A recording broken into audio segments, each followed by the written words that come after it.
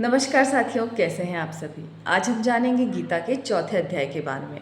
आपने अभी तक पहला अध्याय, दूसरा अध्याय और तीसरा अध्याय जिसके बारे में आपने सीखा।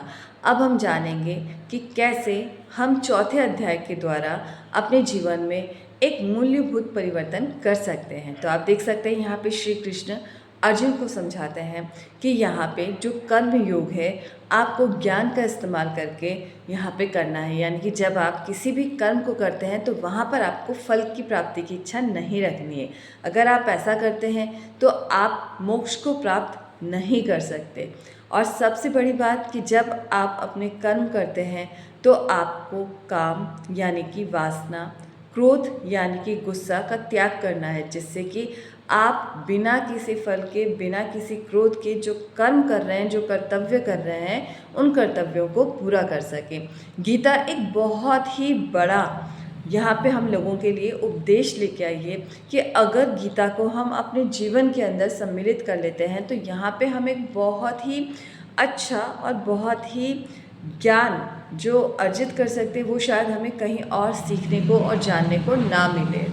तो आपको और हमको करना क्या है, गीता के हर एक अध्याय में जो चीज़ें बताई गई है वो बहुत ही ज़्यादा हम लोगों के लिए महत्वपूर्ण है और हम इसे सीखने की कोशिश करते हैं और अच्छे से आप लोगों तक पहुंचाने की कोशिश करते हैं। गीता का जो चौथा अध्याय है उसमें आपको बताया गया है कि आप किसी भी अच्छे गुरु की संगत में रह सकते हैं, वहाँ से ज्ञान योग अर्जित कर सकते हैं, जिससे कि आपको पता चले कि जब हम किसी भी काम को करते हैं तो हमें उसकी फल की इच्छा वहाँ पे नहीं रखनी और ज़्यादा से ज़्यादा हम गुरु से सीख सके। तो ज़रूरी हो जाता है यहाँ पे जीवन में एक गुरु का होना जो आपको सही शिक्षा दे सके और उसके बारे में अच्छे से समझा सके कि जब आप किसी भी कर्म को करें तो आपको कर्म करते वक्त केवल कर्म की ही बारे में सोचना है, ना कि उसके फल के बारे में। जब जाके आप अपना जो कर्म है उसे पूरा कर पाते हैं और इस दुनिया से मोक्ष की प्राप्ति कर पाते हैं। तो वाकई बहुत ही अच्छा उपदेश है। गीता के हर एक उपदेश से हम कुछ ना कुछ नया सीखते हैं और अपने जीवन में एक अच्छा परिवर्तन कर सकते हैं।